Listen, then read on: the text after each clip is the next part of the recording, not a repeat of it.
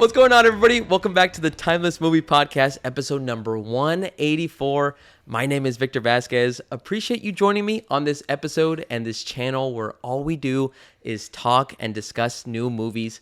I hope you all are having a great week so far. It has been freaking hot here in LA. We've been surviving. I mean, we're spoiled in LA, so I won't say too much, but it's been in the 90s, which is kind of crazy. But we're not here to talk about the weather.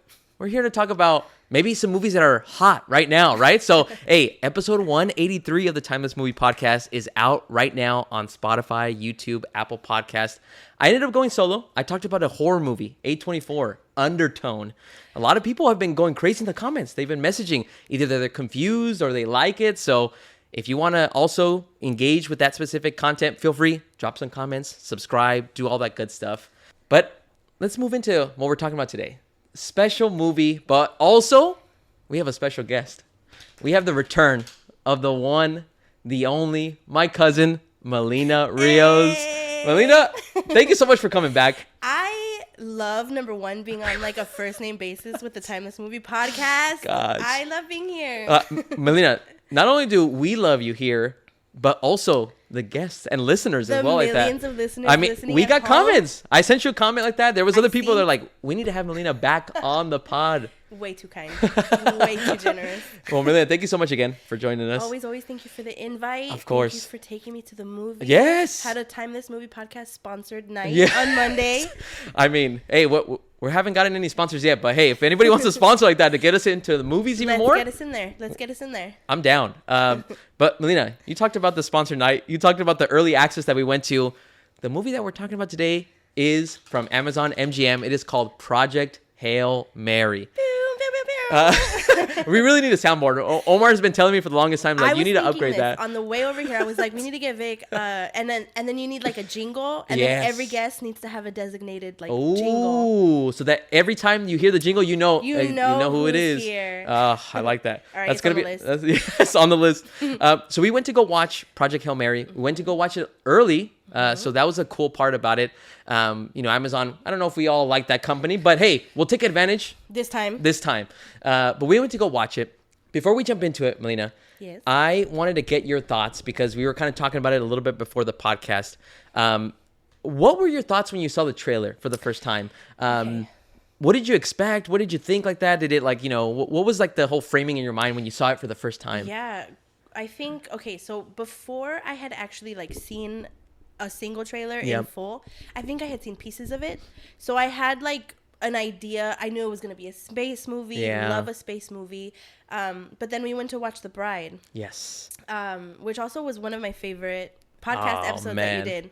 We messed up not having you, Melina. Kicking myself. No, that was I me. Didn't join. You should kick me. No, because I couldn't, or I don't know what happened. But next Frankenstein, I'm sad. Let's doing it with you. Let's go. Okay, but yeah, so watched bits and pieces, but then we went to go watch The Bride, and I got the full extent of like what the movie was. I got the full blown trailer. Blown away. Yeah. Like blown away. I knew it was gonna be a spectacle and a half, but beautiful and like moving, and it was just so like it immediately tugged at the heartstrings. Yes. You know what I mean? And we got the first maybe two minutes of it in the trailer. Mm-hmm. So 10 out of 10, whoever's editing it. 10 out of 10, whoever, like, it was a good trailer. Yeah. It was a good trailer, and I was so excited to watch the movie. I had such a different experience when I had watched it. Well, I had watched the trailer like a couple months ago. Mm-hmm. And weren't you closing your eyes? Didn't you tell Omar? So when we went together to The Bride, I closed my eyes and I told him like I can't see because I'm already excited. And when a movie has me excited already, I want everything to be fresh. Yeah. Like I want every scene to be like new. Oh, yeah. And so I give every movie one trailer. Like the first trailer that comes out, I'll watch it. But I watched Project Hail Mary a couple months ago, and I actually didn't really like the vibe that they were doing. It felt almost like it was a full comedy. And I was like, like interesting. Like, is this really like how it almost felt like it was like a skit, like for SNL. Like it felt very weird. I feel you on this actually. And then like I started thinking, okay, Ryan Gosling, like I always associate him with like more, like funny. Yeah. Like I know he has like the dramatic skills anyway, because of other movies that he's come out in.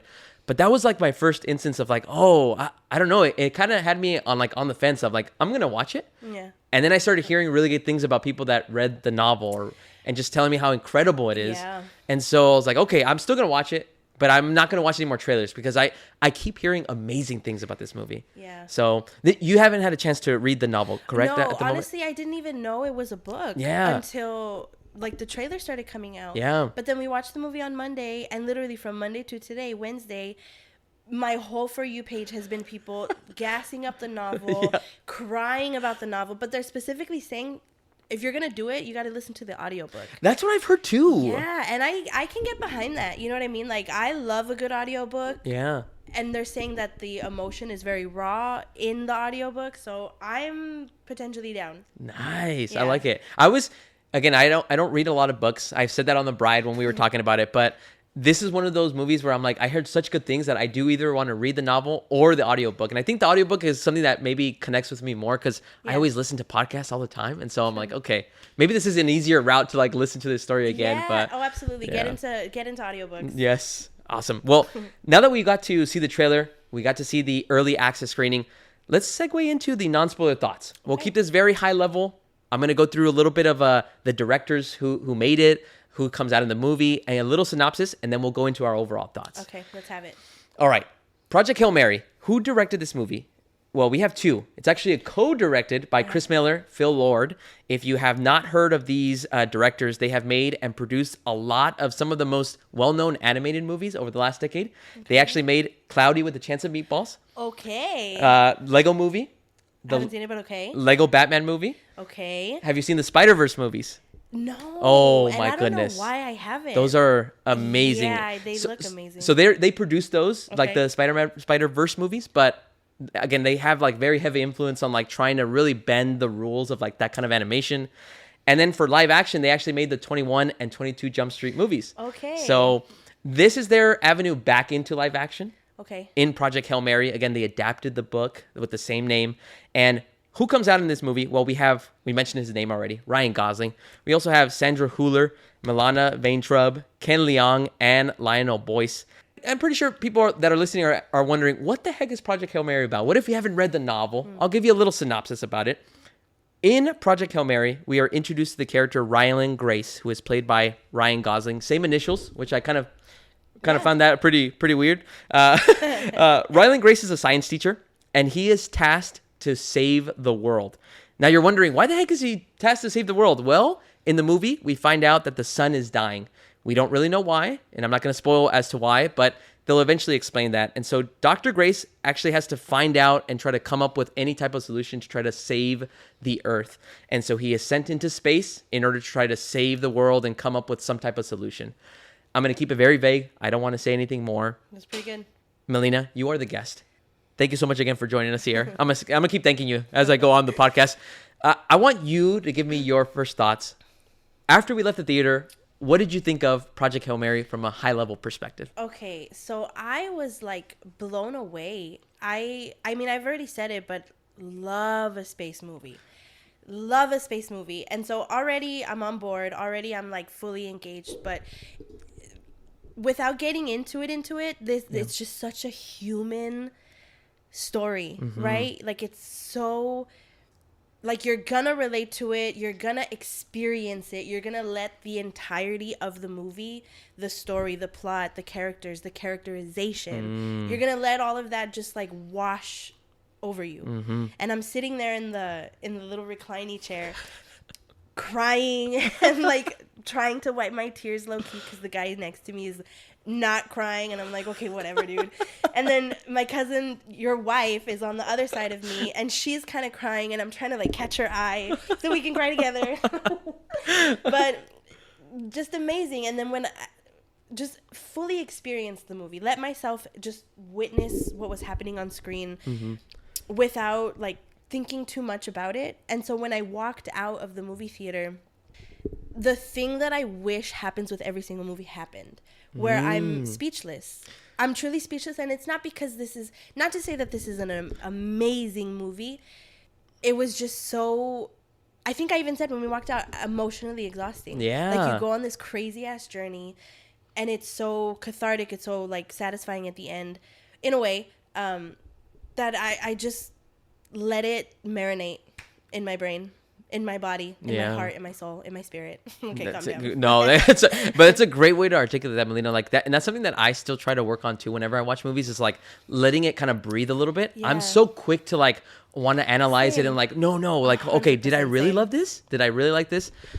Melina, I'm with you in every sentiment that you kind of called out right now. I thought this movie was freaking fantastic. It really was. It had everything like that you were kind of calling out. Like if you want to laugh, this will have scenes that'll make you laugh. You're laughing. If you want to cry, like I'm not gonna weeping. I wasn't sitting next to you, Melina, but if you would have looked across, I told Liz I was fighting back tears. Like I don't know why I was fighting it. I should have just let him out. Don't fight it, eh? There was just so many things that like really got me teary eyed, and like it has everything like that. And like you said, like there's parts of the movie where if you just let the experience kind of wash over you, like it's charming. Mm-hmm. There's so much heart to it. Yeah, like it's just so much. I also like the clarification that you made, because sometimes it's really easy to come on here and say how much you love a movie, but also call out that it could also not be perfect, right? It's not going to be like a masterpiece or the greatest movie you've ever seen. But in the moment when you're in the theaters for the 2.5 hours that we were there, man, I was loving every scene, every moment, 100%. everything. Like everything that is happening in your personal life. I mean, I'm speaking for myself, but everything that's happening like in my personal life, in my professional life, just anything outside of that theater we were sitting in melted away. Like completely. Not for 1 second did I think, oh, I forgot to send that email. Oh my God, I have to go home and feed the cat, right? Like nothing. I was just there fully experiencing this movie. And I think that hasn't happened in a long time in the theater. Yeah. You know what I mean? And I think we were even talking about it after we left the theater. You were like, you were saying like, one, that you were kind of emotionally exhausted because of like how much you felt throughout the movie. Yeah. But even you said like, oh, my mind didn't wander at all. Like I was just so locked in, or like I was with you. Like there's times when I go to the theater and it's dark. I'm supposed to be focused, but there are times where my mind will wander and like think about, oh, I've seen this in another movie, and then I start thinking about some other movie, or like start seeing this. But this movie, I felt like never gave you that chance to like really think about anything else other than like, what the heck is going to happen to Grace, or like what's going on, and or how did this happen to Grace? Yes, yeah, exactly. Absolutely. Melina, I think this is a great kind of opportunity for us to transfer over into pros and cons. Okay. We can keep this high level as well. Okay. Before we start spoiling, because I really do want to get into spoilers. So again, we can keep this very brief. Any high level pros that you want to call out that like just, that you haven't called out yet, or you just want to make it more clear? I have mentioned it. I've said the word, but I think at the very front of everything for me has been the characterization of each of these characters. I think they're so beyond fleshed out. Mm-hmm. They're just so real, played to a T. Obviously, it was gorgeous. I read that there was like hardly any CGI. That's one thing I was going to bring up to you today. That's incredible. That is incredible. I saw a bunch of, or I was going to say films, but videos of the production team that they basically made the cockpits. They made the entire spaceship or the space station, and everything that like Ryan Gosling goes through was like something legit, real that actually works in some way. And so like that adds so much to the experience of like where it almost like eliminates you from like having to think about like, is that really real? Or you're like, no, that button that he just picked, like, oh yeah, or as he's piloting the ship, that's legit. Like, that's that's real. That's a good point. Yeah. I didn't even think about it that way. Like, it's such an immersive movie. It's such like, you're just stuck watching the screen, and I think that speaks volumes, right? Like the fact that everything was real, everything was made with such specificity that it's so real for the actors. Mm-hmm. Like there's no need to play pretend. And I've heard other actors say this, right? Like in their interviews and different things where a set will be practical to the point where I think it was Hamnet actually. Yeah. I was listening to those actors like go about their production design and how in their house, like if you wanted to improvise, Paul Mescal's in it, he would walk to the corner and then there'd be like a jar of whatever and he'd be like, that's what would be in this house, you know what I mean? So it makes play and it makes improvisation that much easier. And you can feel that without, I didn't even register it, right? But like you fully feel it in the moment when you're watching the movie. And like that's why like it always blows my mind when I know that because of how like fast technology works, like it blows my mind that like we are moving away for so much of like making practical stuff that like, oh yeah, well, hey, it's easier to make this visual, and now like we have people on green screens, and like, hey, I'm a big Marvel fan. I love Marvel movies.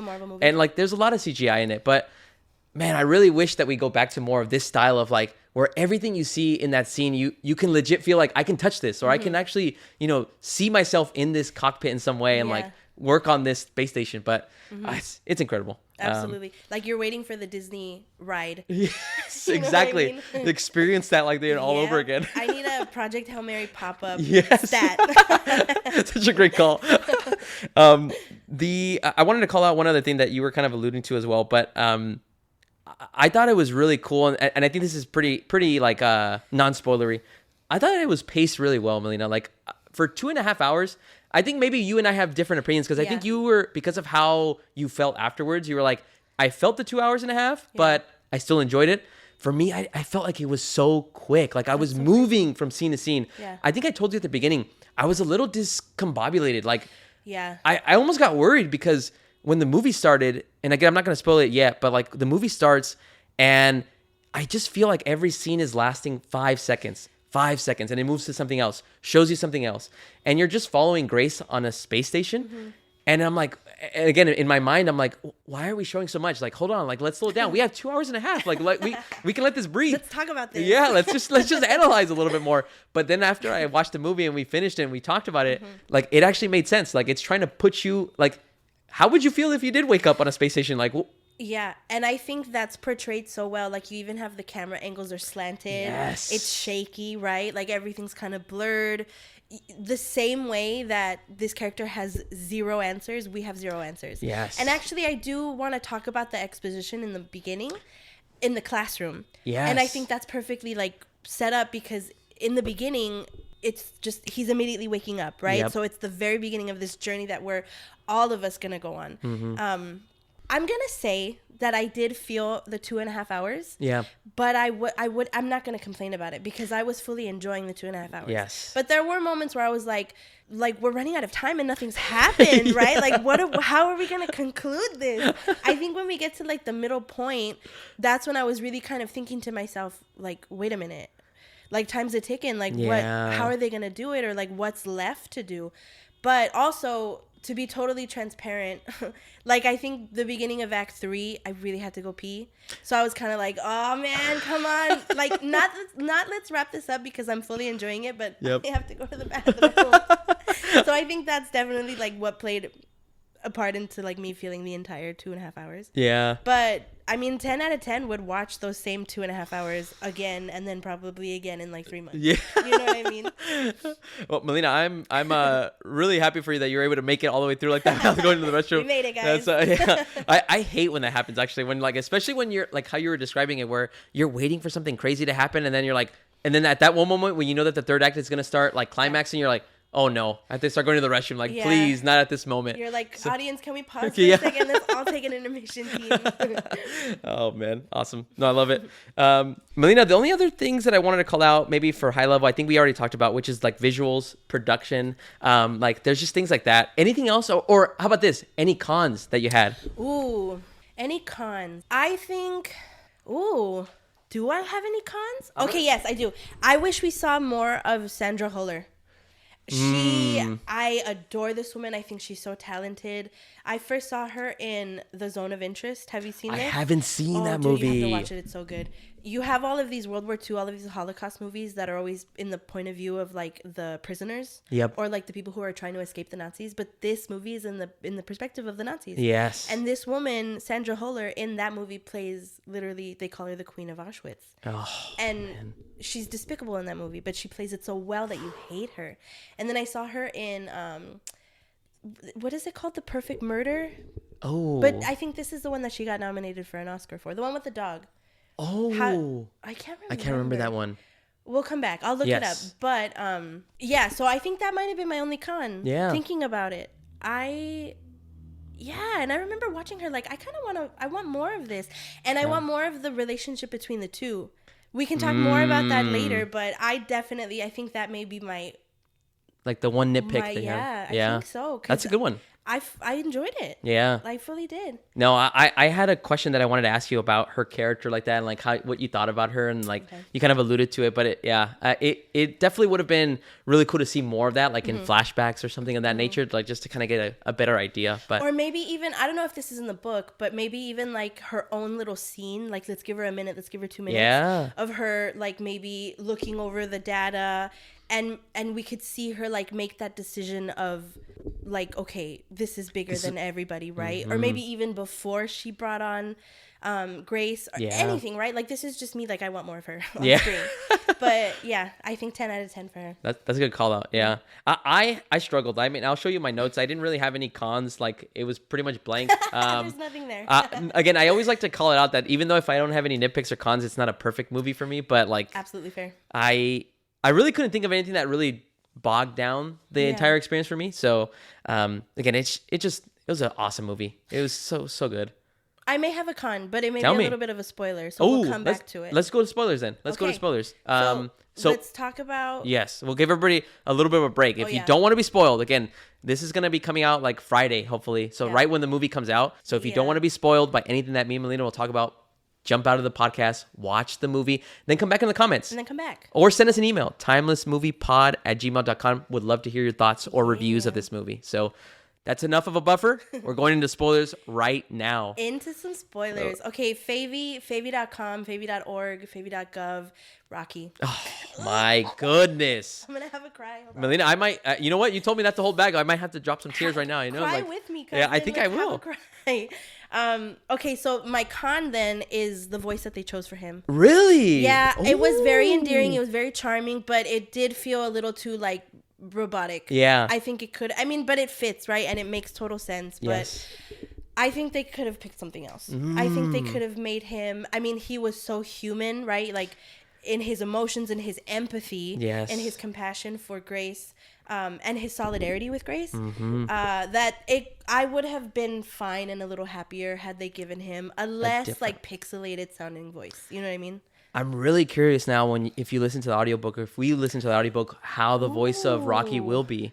That's good, like is it gonna change? Is it gonna be somebody else that steps in? But like that's what makes me curious. I was gonna shout out the actor, the voice actor James Ortiz, because like I thought. You're right. Yeah, like I thought he was. Yeah, I thought it was a cool choice to make it robotic, because I think with the technology that Grace had on the ship, I'm like, okay, this is all he's got, so we'll see how it works. But yeah, like I really liked I mean, you called it out. I think to me, he is the MVP of this movie. He's like the heart of it. It's incredible. Like again, Rocky is this like rock alien being. What's so cool is that I don't know, like this could have gone in a very weird way, in that like he could have just been like a pet or somebody that follows Grace. Absolutely. I really love that they're actually equals. They're like, I would even say like he's smarter than Grace. He's smarter than Grace, and I would even say that Rocky is really the true hero of the movie, because not only does he come up with some of the strategy of like how they're gonna try to solve this situation of the dying son, but he also saves Grace and like so to me that's like the aspect that I think I appreciated the most, is that just because and I think this is something that I've noticed a lot when I listen to different types of opinions on movies. I really like that they didn't just make the human the hero. Like, if you really think about it, Grace isn't really the one that like, he's not the true savior that everything like that really solves everything. I mean, he does solve some aspects, but along the way he gets help. He gets pushed by Ava to actually go on the ship.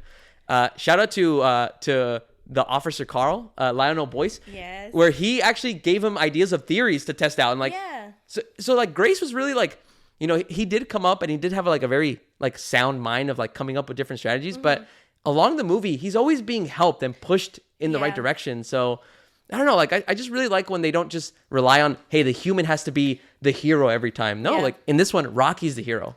Rocky's a true like person or being that really helps just save everything. So I'm like, I loved it. And even to push this a little further, Rocky is the hero because he's the one who influences Grace to like step up. Yes. Because this whole time he's debating, even when Rocky's I think on board and like has moved in, so cute by the way.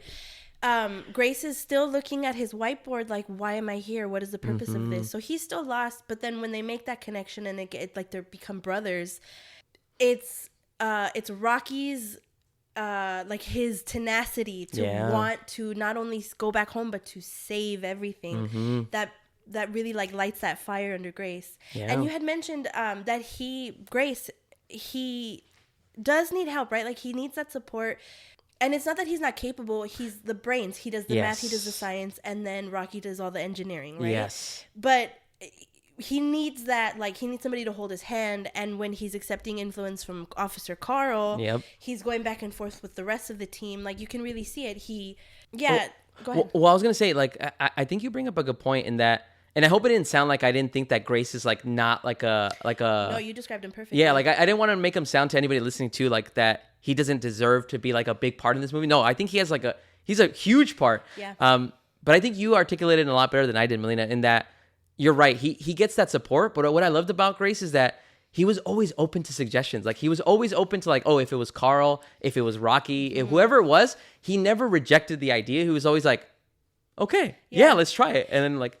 That makes it like super cool to like to relate to him because he's like, yeah, he's never like gonna shoot down an idea. He's always gonna be, oh yeah, let's at least give it a shot. And what's the worst that could happen? Exactly. I'm like, oh, I like that. And it's the characterization of Grace, like the character himself. He is a genius. Like he's a doctor. He has a PhD, and he wrote this entire thing on like what was it? Water not based. Yeah, or like water not having to be the start of life or something like that. Like go. I think that was what his whole thing. And Ava Stratt was like, we need somebody who's gonna stand up for what they believe in when everybody else is sitting down. So for us to have this like mega brain, mega like passionate about what he's doing, but he lacks the confidence. Yeah, that's human. You know what I mean? Like we could all be like you were just telling me. You're being asked to join in calls at work, right? Yes. But at the same time, like you may think this, right? Like you may feel this way, and that's the human experience.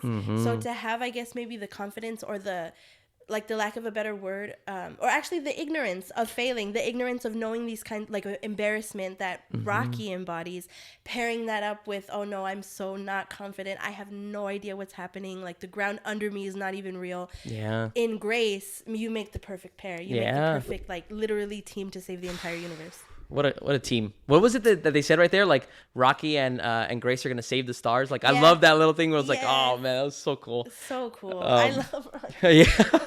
It was so good. We'll get to some of those scenes. Melina, I wanted to kind of go back a little bit. Okay. We didn't talk about this a little bit in non-spoilers, but I think this is a perfect time. What did you think of the flashbacks? Like how did you think those like worked with like the movie? Because a lot of times, and you were talking about it a little bit before, when movies do exposition, sometimes flashbacks are used for that, or like sometimes they don't work, or you can tell, like you're watching a movie and you can tell, oh, okay, here comes like the dump of like information that I need to like capture. Yeah. These flashbacks for me really worked with like just making it like seamless. Yeah. But like, what did you think of like those flashbacks and how they came out? Fully agree. I can fully agree in the beginning how it's like jumping back and forth plays into that. Like, what did you say? Discombobulated? Yes. I walked out and I said disoriented. Yes. Like we're the same. And I think the timing of it was perfect. Even in the middle where like you get longer takes of them, longer story time of them in space. And then it's like a stark cut to the past back here on Earth. Yep. But it works so well. Like that harsh cut works in making you feel these things, right? Like I think the editing was done perfectly. The jumping back and forth was written perfectly. And the exposition part, specifically when he's in the classroom teaching. Yeah. It worked so well because we're the little high schoolers in students. Class. And we're curious about what the hell's going on with our son, right? Yeah. And you can see he's hesitant to answer. But ultimately, like, all right, guys, let's talk about it. And the way they do that, like, they're going back and forth. You get to see who he is as a person, who he is as a teacher, with his little hacky sack. Like, he has this relationship with his students. Like, he cares. This guy's passionate. He has ideas and he wants to share them. So like perfect setup to the character, but and then Yeah. perfect setup to, okay, this is the journey we're gonna go on. Yeah, it was, and I think one thing that you had called out as well is like when you were saying about how some of the angles of like the camera would be like slanted or tilted. I noticed that a lot whenever we went from him being in the spaceship to then coming back to Earth. Like if you notice, like sometimes like it would like be slanted and then it kind of realigns. And then you're like, okay, we're back in this time like that, back in Earth and all that. I did not catch that, but that's very cool that you caught that. It happened like 3 times. Where like one time I think it's like, I think you said it, like he's looking at the board and he's like, what am I doing here? Like, who am I? Or like, what was I doing before this?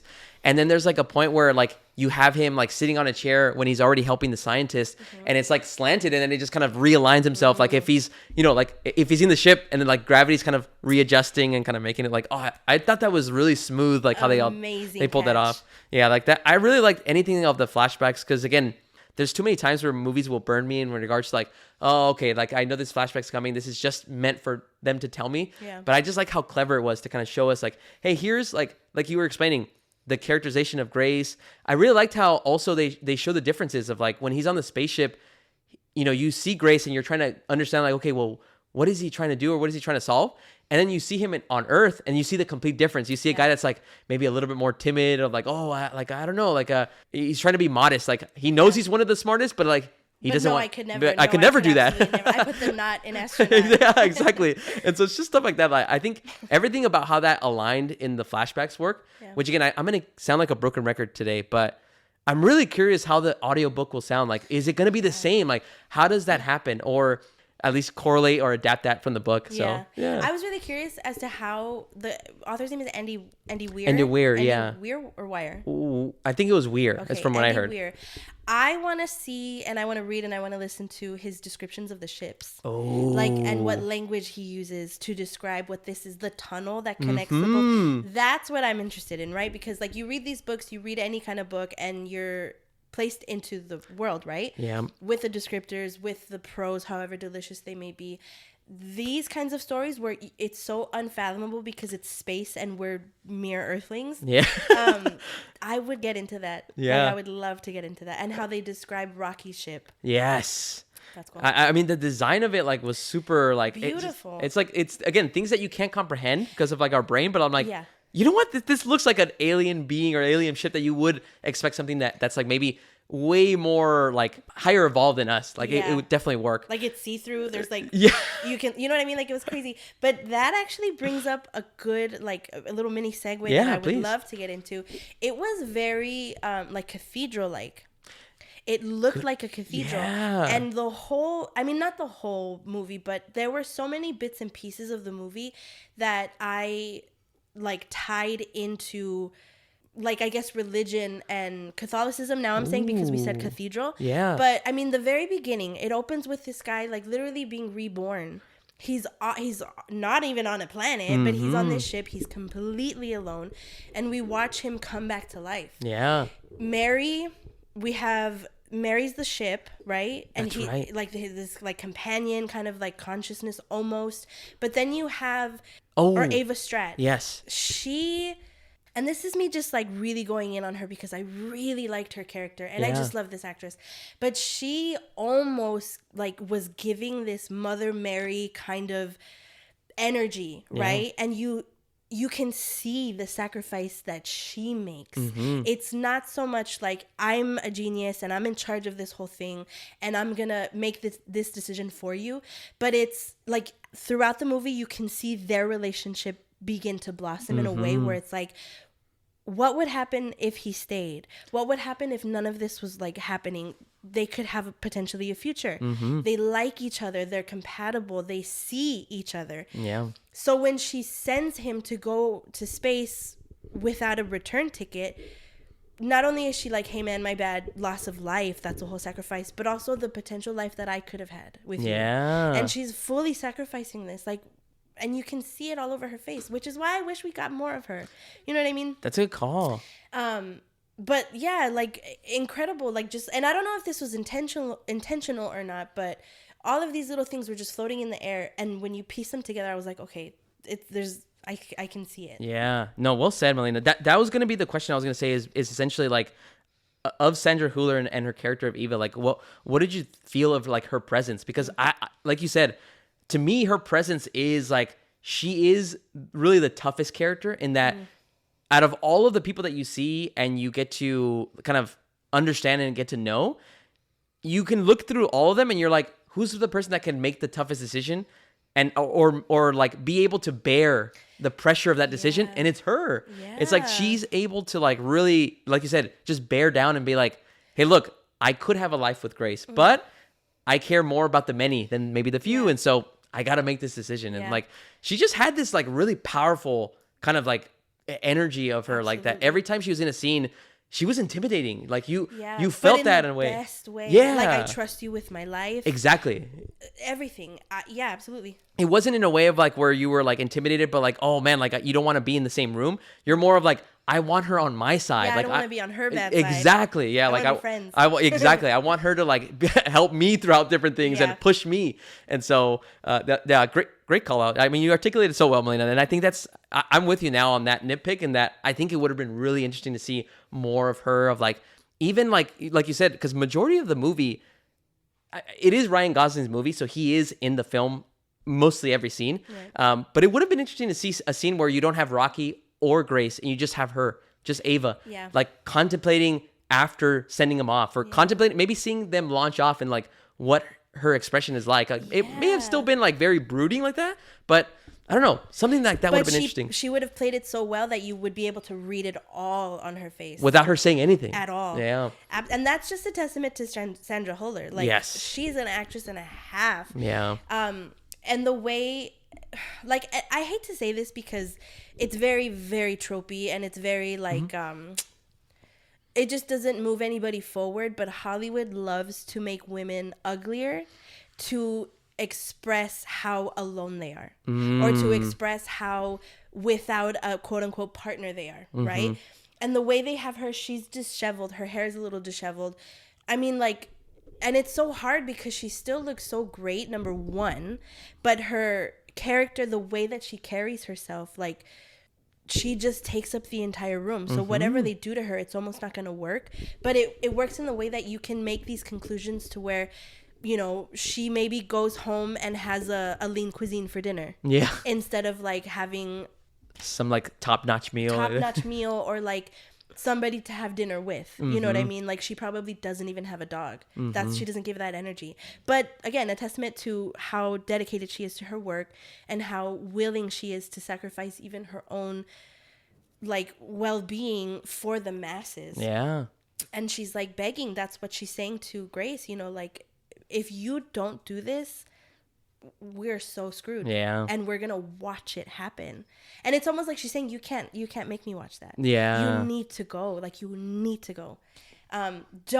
Honestly, I can't get behind forcing him to go. I think that I understand where it's coming from, but it's just really tough, right? When you take away somebody's agency in any situation, it's really tough. But again, I guess because she believed in him so much, he even said it's because you believed in me so much.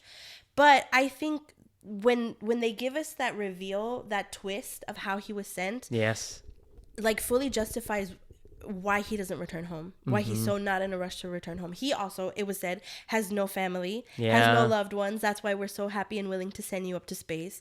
So yeah, like, I think just two sides of the same coin almost. Yeah. Even Ryan Gosling's character, like, his glasses, like, we're watching the trailer now. Yep. His glasses are always off to the side. They don't hang right? Like, this guy's a mess.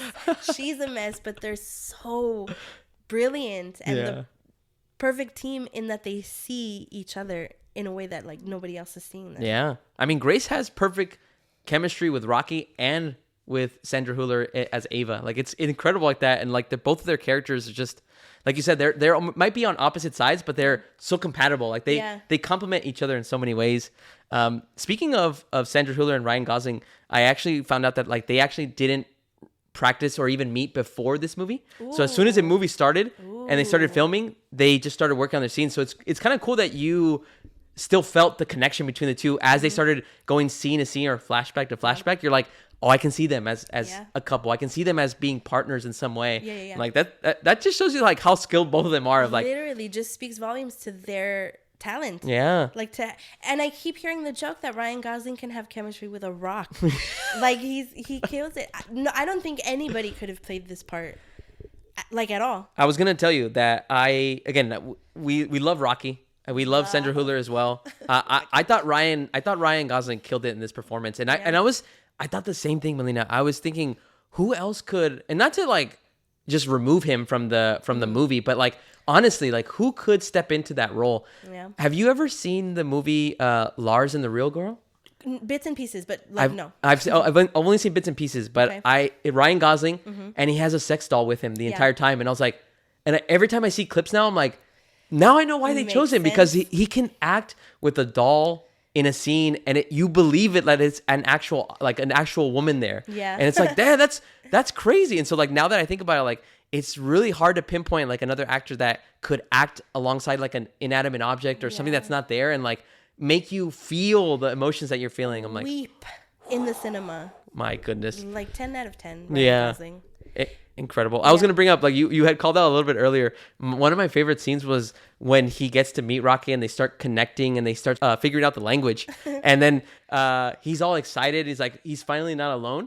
And then my favorite scene was when he starts recording himself and then he starts describing how he has no more boundaries because Rocky's moving in, and then he immediately like hates him, and that's like so relatable of like when you have somebody that like you really like, you're like, man, this is like such a cool person, and then you start moving in and you're like, I feel like, damn, like my life was really sweet before this. Now I have to share this space.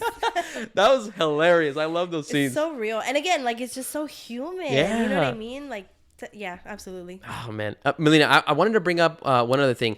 We were talking a little bit about how we're like pushing Grace in certain directions, or like how other characters are able to like really believe in him more than him.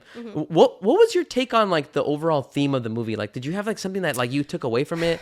Because I'll tell you mine. Yeah, mine was I felt like the movie was, in my eyes, telling me that we should probably try to do things that maybe we're uncomfortable with. Oh yeah. Because like Grace didn't want to be an astronaut. He didn't initially want to be a part of this group of scientists that would help try to save the world. Yeah. He was always like battling these things, and it was always either Ava or Rocky or Carl pushing him in that direction of like, hey, like you can do it. You just got to push your way and make your way there. And I think maybe that's, I'm just relating it to my life of like how certain things, maybe, you know, coming out on camera on the podcast, you know, like maybe I got to be pushed into like trying to do that, but let's get like, you a camera. Yeah, I know I got to get that. But that's kind of how I took of the theme of like trying to, I guess overall, like we should all, even though it is scary and like going to those extents of like, we're probably going to fail, we're going to fall flat on our face, but there's probably going to be something sweet on the other side of like doing something that we're scared to do. Yeah. And so I kind of took that. Like again, that's my interpretation, but what about you? Any other theme that you saw? Absolutely love that. Yeah. I knew of someone who used to always say, feel the fear and do it anyway. Ooh. And that's this. Like I fully felt that as well. And literally to piggyback off of that. Yeah. Like just the overall reaching theme was like, we're better together. You know what I mean? Like yes. There's no me without you ever in any situation. That's what it means to be human. Yeah. That's what it means to have community, build community, and like heal in community. You know what I mean? So yeah, man, fully agree. I mean, the community part between Rocky and Grace, oh my goodness. Like legally, I can't get too into Rocky because I will start crying. I know. On this podcast. I will say, have you seen anything about how they did the character of Rocky? I know there was puppets. That was so cool. Isn't it so cool? Like just practical movie making. Yes. Bring it back. Like this is an amazing movie. Like pretty much throughout, there's some things. There's always going to be some things, but yeah, this movie like ticks all the boxes, and it's because it's so damn real. Like every little bit, a voice actor, it's not actually like an AI voice or like an animatronic voice. Like yes, I don't even know if you noticed, but at the end, the credits, there was this like little bit where it was like rejected Rocky voices, and it listed the actors who voiced like the French guy. Oh, I didn't notice that. Like little things like that. I sound like a broken record now, but like that make these things feel so human and lived in. Like That's the kind of movies that I want to get behind. That's the kind of movies that Hollywood needs to keep making. None of this like Oscar baity, like bigger, like, okay. So I think I had mentioned, I'm going to bring him up every single time. But Tell me. Guillermo del Toro. Yes. He says this thing where in movies you have eye candy and then you have eye protein. And eye candy is just like, it's Wuthering Heights. It's beautiful. It's pretty. And it's even spectacular, right? It's incredible. But then you have eye protein where it's all of that, but it serves the story. It serves the movie and it serves the audience. This movie has that. Yeah. Like this movie in every single way. It's got emotional protein. Like, my goodness. Too much if you ask me, you know what I'm saying? Too much. You're telling me, man, I was crying the last like hour of this movie. Just straight. It was incredible. I mean, I'm going to bring him up again. I'm sorry, Melina. We got to talk about Rocky. I was thinking about this. I had talked to Omar about this. I'm going to tell you Omar's opinion. Omar, his biggest nitpick was Rocky. Whatever, Omar. And like, get him on the phone. Yeah, we should actually. To me, I called it out. He was my MVP. He's the sole reason, like the heart of this movie, along with Ryan Gosling. Both of them together, I just like they're my favorite duo of this year. No, yeah. If we do a listing of the top 10 duos, like I can probably put them up on the top. But what I wanted to say was, Melina, how do you feel when you watch movies where you have characters like this, like Rocky, that are inanimate objects? Does that kind of give you a different type of a sense as compared to when you're seeing like maybe a male female or like a male and male partner? Like, do you get any more connection when it's an inanimate object, or is it the same for you? And the reason I bring that question up is because what I've noticed about myself is that I, for some reason, care more when there is a relationship between a human and an inanimate object or an animal or something that isn't just human to human. Yeah. And I don't know why that is. Like, and I'll tell you an example. Like, let's say a character were to pass away, a human, let's say. I feel a little, not too much. But if the dog dies. But if the dog dies, or it's over. If you tell me that Rocky was gonna die, that was gonna destroy me. Yeah. And so I, for some reason, have this connection where I feel like I have more feelings and emotions towards things that maybe can't talk or aren't able to describe what they're going through.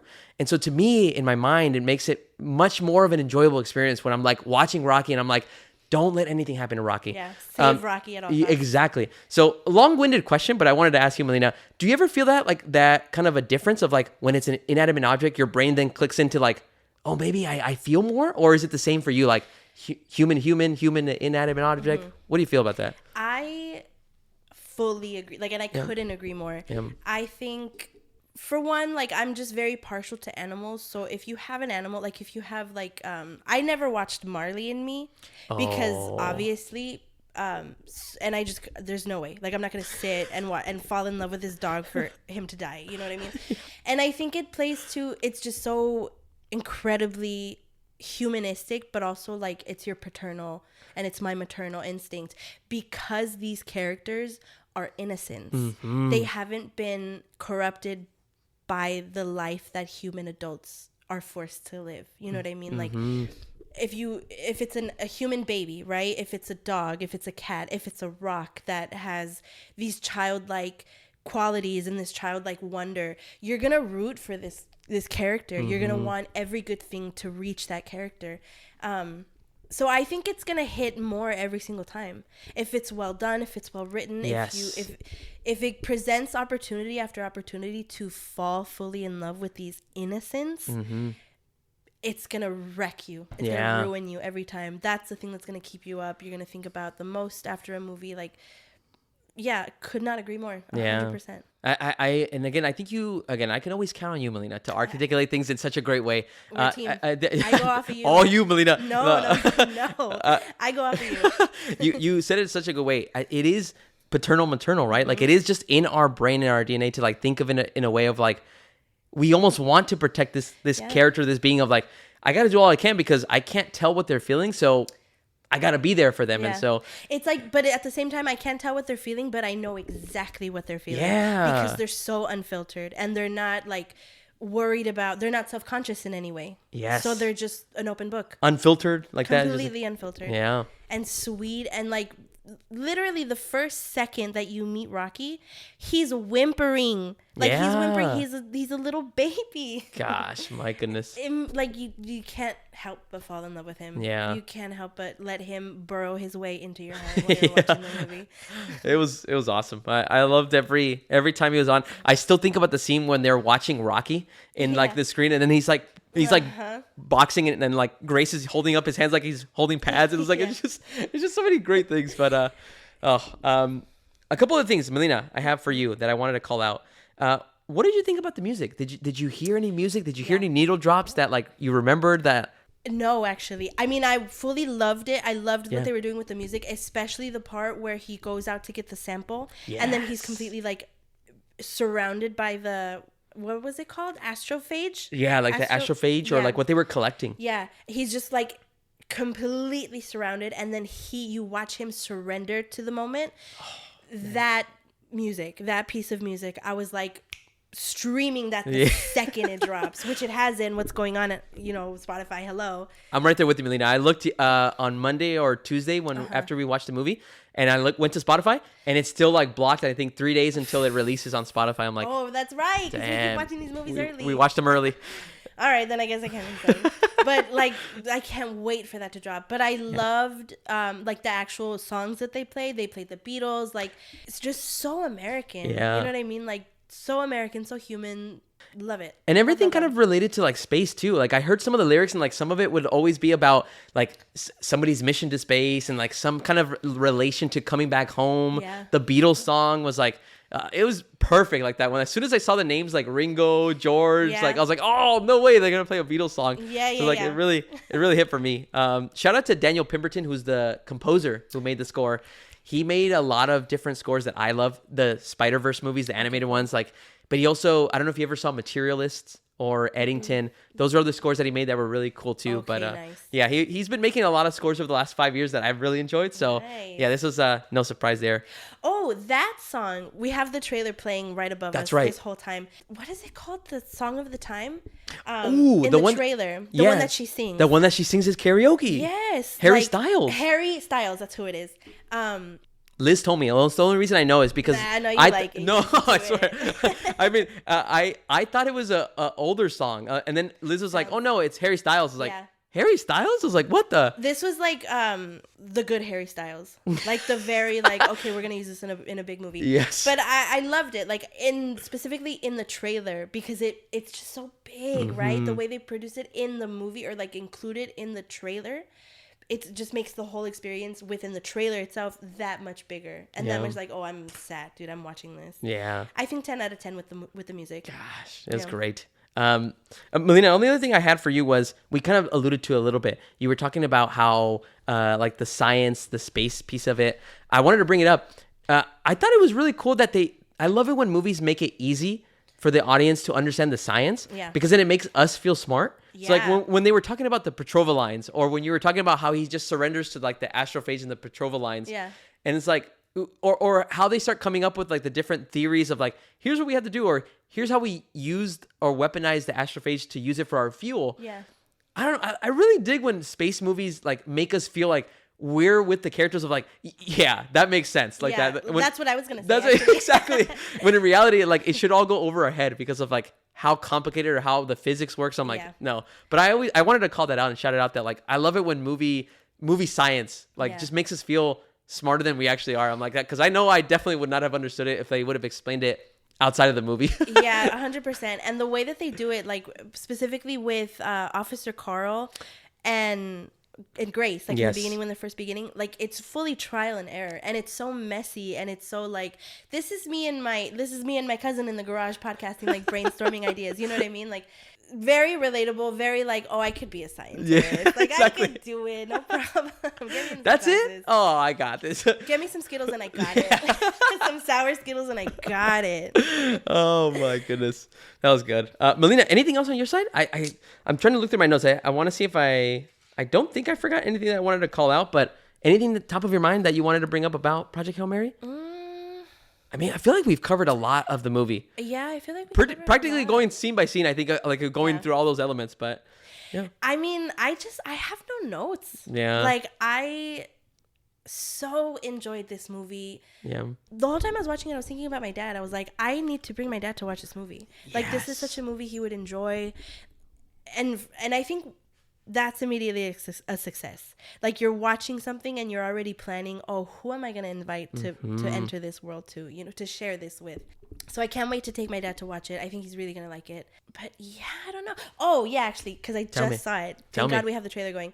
Ryan Gosling's acting, man. When he does his, like, quote-unquote funeral for his shipmates. Yes. He doesn't know who these people are, but he's so, like, touched and moved by what's happened and by what's happening. And I think it's pretty, like, I've never, thank God, right? And like hopefully this never happens, but I've never been in a situation where like we have to dispose of a body, we have to say goodbye to a body in this way. So with that thought in mind, like life obviously is so precious, but human flesh, a human body is so precious, especially even in death, that the thought, the idea of sending this body off into the infinite abyss, where is it going to end up? Who's going to find, you know what I mean? Like, and attaching the photos to them. So whoever does find it, they know that they were someone and they had a whole full life and they loved and were loved. Wrecks me, even thinking about it now and watching it wreck him. And again, like just completely accept or like force himself to accept that I'm really by myself now. And I have no idea what is happening. Yeah. But I got to keep on keeping on. Man. Yeah, I'm so glad you brought that up, Melina, because I was going to say that, again, going back, and I think me and you have said it like constantly, but like just having these fleshed out characters, like, because this is still at the beginning and we don't know Grace, like as a character, we don't know how flawed he might be, but just seeing him go through that without saying a word other than just like looking at the pictures, seeing like, oh, these people had families, they had lives before this. And like, yeah, like he didn't have to say anything. And you could just tell like, you believe him. He's never met or he doesn't remember meeting these people, yet he still has this like heart of like, I at least should respect them as best as I can. And I'm like, gosh, man. And send them off with words. Yeah. You know? Like, absolutely, I think. And that's just, the human thing to do, you know? Like, we're so far from home that you are so my family, it's ridiculous. Yeah. And I don't even know who you are, but I love you, you know, enough to have this and do this for you. And remember you and carry you for the rest of, you know, however long I'm in space. Yeah. But yeah, I can't remember the line he said, but Ryan, like, his voice cracked. Yeah. And then a tear fell. And then he let it go. And I was like, oh man, give him the Oscar. Gosh. Let's nominate him already. So, and then no Oscar bait right there. That's just like straight performance. And that's where you like differentiate a good actor. My dad likes to say artistazo, right? Like that is an artistazo right there. Might have to include that into the podcast and going forward. Take it. Like it's just such a perfect description of somebody who's so not invested, but like so present in their acting, right? Like mentally, physically, and just emotionally and spiritually, you're in it and you're committing yourself so much to feeling these things that you just surrender your body to the craft, right? To the scene, to the writing. Just flowers for Ryan Gosling. Yeah. Everybody, the entire movie. Yeah, everybody killed it in like every single role. It was incredible. I mean, speaking of family, I think one of the things that like made me so satisfied was the ending. Like I was actually happy that he didn't go back home or back to Earth. I was really happy because there was no way he could go. That's not his home anymore. He was booted off the island. He was. You know what I mean? And it was with love, right? For, you know, arguably for him, because as Ava, she's like, okay, I believe in you. I put all my trust in you to handle it. He was still violently ejected from his home. Yeah. So there's like no way and then he found family with Rocky to the point where he was so ready to risk his life all over again to go save his buddy. Yeah. You know what I mean? Like, you don't do that unless you love someone. And the stakes are so like unfathomably high. I'm in space. I don't know what the hell's to the right. What's to the, you know what I mean? Like, there's no GPS. Nope. I just have to like follow the stars. But like, yeah, so I think it's just a heartbreaking in the best possible way, refreshing in the best possible way. And it inspires you to to love really hard, to love your people and show up and show out for your people. Or like, I think he told Grace, is like, how are you so brave? And it's like, it's not a gene, man. And it's like, it's just us. Have somebody that you care about and be brave for them. And he had nobody on Earth. He only had Rocky. So of course he's gonna be brave. Had to be brave.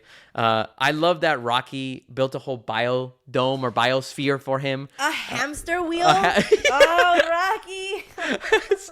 It was just so. I love him, man. And the line that killed me, Melina. Again, I'm not trying to make you cry or anything. I'm not trying to make both of us cry. The line that got me a lot too was when Rocky tells him, "Oh, Grace, our scientist here in Arid, I think the planet where Rocky's from. Yeah. Like, our scientists have actually found a way for us to send you back home." And Grace is like, "Can I think about it?" And then Rocky's just like, I hope you think a long time. And I'm like, oh my goodness. I'm like, yeah. Ugh. That got me. And I was like, oh, it's beautiful. I don't know if you noticed, and I'm not trying to extend the podcast, Melina. I'm thinking of all these different types of scenes. Let's have it. Did you notice that when he's in the room in the space station, when there's the videos to kind of give him like the sense of like the feeling of Earth to remember? Did you notice that scene where he's sitting and he has like the waves kind of crashing? And then did you remember that he kind of sees somebody walk towards him and then he like wakes up from like a dream or something? Yeah. That was Rocky. I thought it was him and Rocky, like a foreshadowing of the future, because like that's the exact same like the beach and like how cloudy it was like when they were going. And I was like, oh, like, because I remember when like the movie ended, I was like, oh, this looks familiar. Like it looks just as foggy. He's wearing the same sweater, and I remember seeing somebody wear a sweater when they were walking towards him. In that dream, I was like, oh, okay. And like, so I like those little foreshadowing elements. That's a good catch. Yeah. That's a very good catch. But that's good stuff. Great stuff. And the fact that he teaches in the end. Oh my goodness. Having a class with all of the baby Rocky? Oh, Are man. you kidding me? And he was in his element. Like that's what all he wanted. I was like, hey, I'll keep teaching, like being in this place as long as it's foggy, like, and I'm with Rocky, I'm good. And I'm like, oh, I love that. And I was like, damn. Full circle. Yes. Like, amazing. 10 out of 10. Amazing. Yes. Well, Melina, if you have nothing else, let's go ahead and wrap it up with two other things. I think you were already alluding to it because you brought up your dad. Melina, sounds like we're both going to recommend this movie for people to watch it. I'm with you. I think I might have to watch this again. Yeah, I kind of want to watch it in IMAX. Like, I want to watch it in different formats.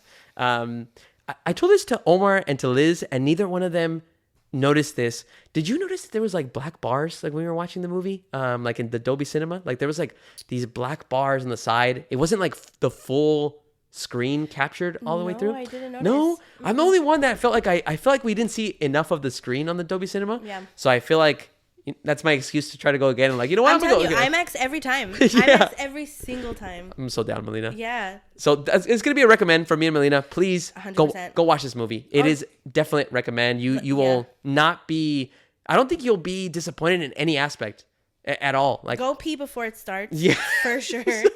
Good call. Good call. But yeah, like, would absolutely recommend. Do yourself a favor, millions of listeners out there, and watch this movie. Like, enjoy this movie fully. That's what it, like, just they gave us this movie to enjoy it. Yes. Great call. Melina, last question that we always ask all of our guests and everybody here. Is Project Hail Mary a timeless movie? We've been talking this movie up a lot for an hour. It up for an hour. Melina, are you going to swerve us and tell us that it's not? It was all right. That's timeless. No, absolutely, it's timeless. I'm right there with you, right here. 100%, it's timeless. It's got it all. It's got comedy. Actually, we didn't even talk about the comedy. We didn't. I feel like obviously Grace was like the comedic relief, right?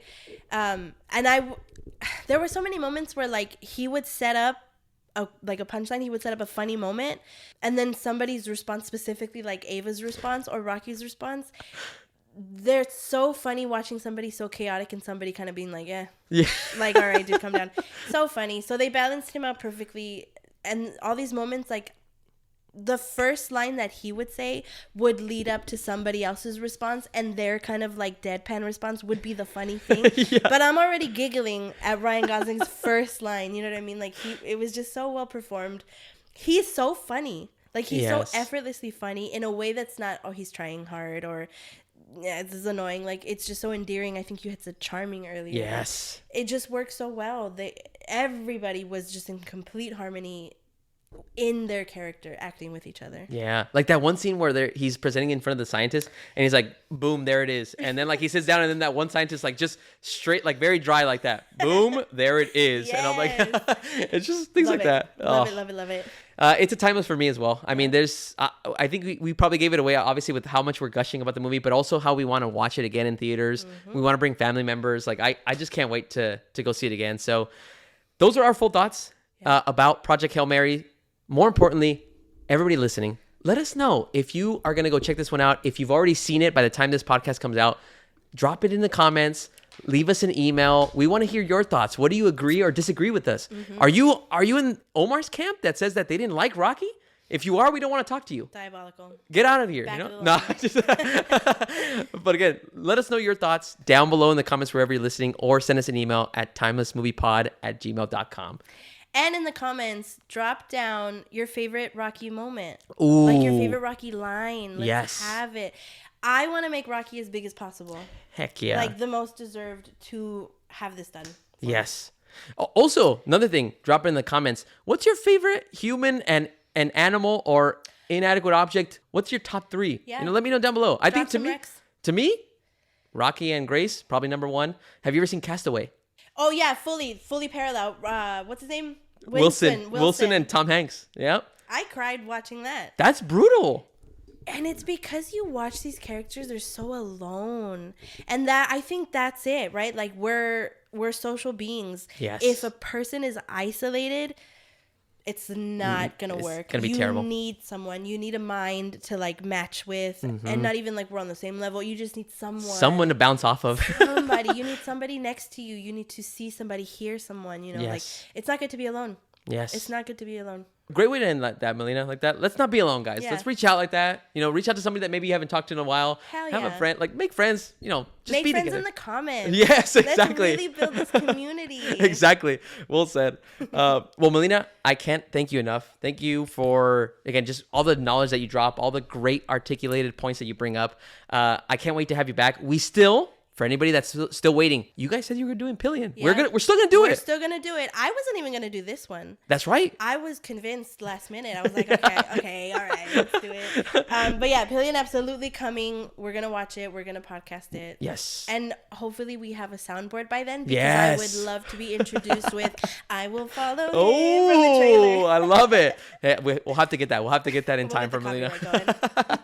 Well, Melina, thank you so much again. Thank you to everybody that's listening. This has been Melina and Victor from the Timeless Movie Podcast. This has been episode number 184. Make sure to check out our next episode as we cover a new movie and we decide, after watching it once, is it timeless? All right, everybody. Thank you so much for listening, and we'll talk to y'all later.